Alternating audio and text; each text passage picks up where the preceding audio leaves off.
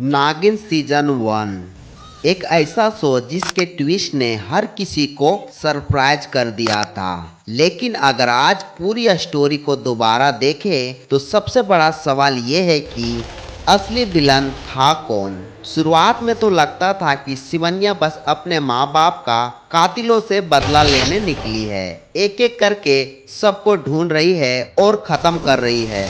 पर जैसे जैसे कहानी आगे बढ़ती है पता चलता है कि असली खेल कुछ और ही था। और इस पूरे खेल के बीच सबसे बड़ा नाम था यामिनी का, जिसे सब एक सीधी सादी और मासूम माँ समझ रहे थे। उसके दिमाग में नागमणि को लेकर कुछ और ही चल रहा था। लेकिन यामिनी आखिर नागमणि के पीछे क्यों थी, ये समझने के लिए कहानी शुरू करनी पड़ेगी 30 साल पहले से। नागमणि की शक्ति हासिल करने की लालच में 5 लोग मिलकर 2 इच्छाधारी नाग नागिन को मार देते हैं। उन्हें लगा था कि अब नागमणि तक पहुंचने का रास्ता साफ है, पर एक बात उन्हें पता नहीं होती है, उनकी बेटी शिवन्या जिंदा बच जाती है। आगे चलकर शिवन्या अपनी कजन बहन शेषा के साथ मिलकर अपने माँ बाप के मौत का बदला लेने की कसम खाती है। साथ ही दोनों नागमणि की रक्षा करने का भी फैसला करती है। और बस यहीं से शुरू होती है शिवन्या के बदले की कहानी। अपने माँ बाप के कातिलों को ढूंढते हुए शिवन्या रहेजा परिवार के घर में नौकरानी बनकर पहुंच जाती है। उसका मकसद बिल्कुल क्लियर होता है, रहेजा परिवार के अंदर रहकर उन लोगों को ढूंढना जो उनके माँ बाप की मौत का जिम्मेदार था। जल्द ही शिवन्या को पता चल जाता है कि 5 कातिलों किसी न किसी तरह रहेजा परिवार से जुड़े हुए हैं। इसी बीच उनकी मुलाकात होती है ऋतिक से। ऋतिक को शिवन्या की सादगी और भोलेपन से प्यार हो जाता है। शिवन्या के लिए शुरू में ऋतिक सिर्फ उस घर का एक हिस्सा था जहां से उसे बदला लेना था। पर ऋतिक का फीलिंग सच्चा था, वह शिवन्या से जेन्युइनली प्यार करने लगा था। प्रॉब्लम ये थी कि ऋतिक की शादी पहले ही तन्वी से तय थी और शिवन्या को अपना बदला पूरा करना था। इसलिए वह तन्वी को रास्ते से हटा देती है और खुद दुल्हन बनकर मंडप में पहुंच जाती है। और फिर ऋतिक और शिवन्या की शादी हो जाती है। अब शिवन्या उसी घर की बहू थी जहां उसके माँ बाप के कातिल मौजूद थे। मतलब बदला लेने के लिए उसे कहीं जाना ही नहीं था। उसके दुश्मन अब उसके बिल्कुल सामने थे। अब शादी के बाद शिवन्या और शेषा अपना बदला शुरू करती है। एक एक करके वह अपने माँ बाप के कातिलों को खत्म करने लगती है। सबसे पहले वीरेन, उसके बाद सूरी और फिर शैलेश।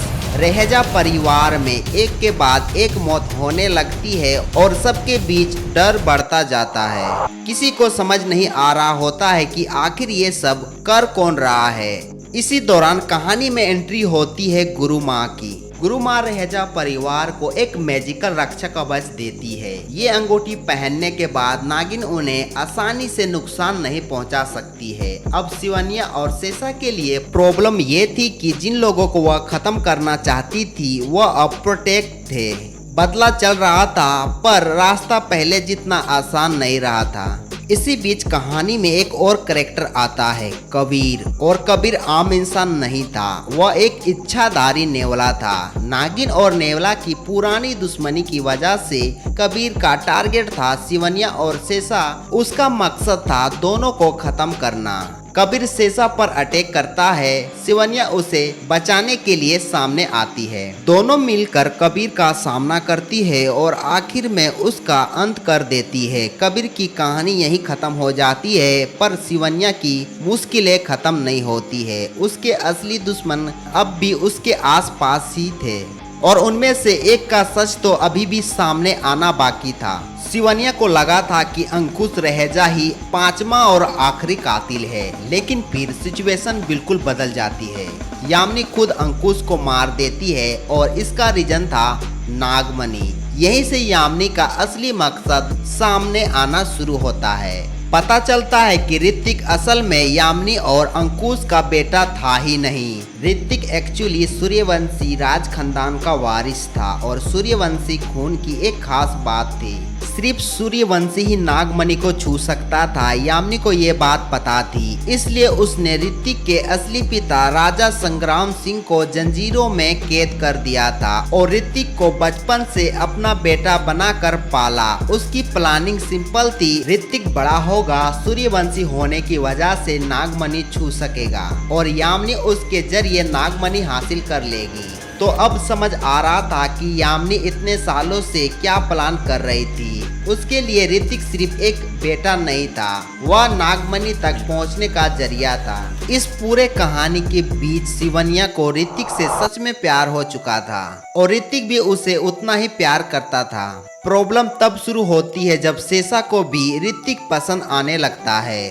धीरे धीरे ये फीलिंग्स इतनी बढ़ जाती है कि शेषा अपने ही बहन के खिलाफ खड़ी हो जाती है। वह यामिनी और गुरु माँ के साथ मिल जाती है और शिवन्या को धोखा देती है। शेषा की सबसे बड़ी चाल थी शिवन्या का रूप धारण करना। वह शिवन्या बनकर ऋतिक के करीब जाने की कोशिश करती है। जिस शेषा ने कभी शिवन्या के साथ मिलकर बदला लेने की कसम खाई थी, अब वही उसके प्यार के बीच आ चुकी थी। यामिनी और शेषा ऋतिक के सामने शिवन्या का सच लाने की कोशिश करती है, लेकिन जब ऋतिक को यामिनी की सच्चाई पता चलती है और उसे समझ आ जाता है कि यामिनी ने उसके असली माँ बाप के साथ क्या किया था, तो ऋतिक शिवन्या का साथ देता है। अब उसके सामने थी यामिनी और उसके सामने थी शिवन्या। अपनी आखिरी जंग के लिए शिवन्या भगवान शिव की तपस्या करती है। उसके भक्ति से प्रसन्न होकर भगवान शिव उसे दिव्य त्रिशूल देते हैं। फिर होती है शिवन्या और यामिनी की फाइनल लड़ाई और आखिर में शिवन्या दिव्य त्रिशूल की मदद से यामिनी की वध कर देती है। शेषा को भी उसकी धोखे की सजा मिलती है, उसे पाताल लोक में कैद कर दिया जाता है। अपने माँ बाप के कातिलों से बदला लेने के बाद शिवन्या की जिंदगी में एक और बड़ा बदलाव आता है। ऋतिक से प्यार करने की वजह से शिवन्या अपनी नागिन शक्ति खो देती है और कहानी यही खत्म नहीं होती है। शिवन्या के प्रेग्नेंट होने के साथ ये वही बच्ची है जो आगे चलकर शिवांगी बनती है और फिर इसी शिवांगी की कहानी शुरू होता है नागिन सीजन 2।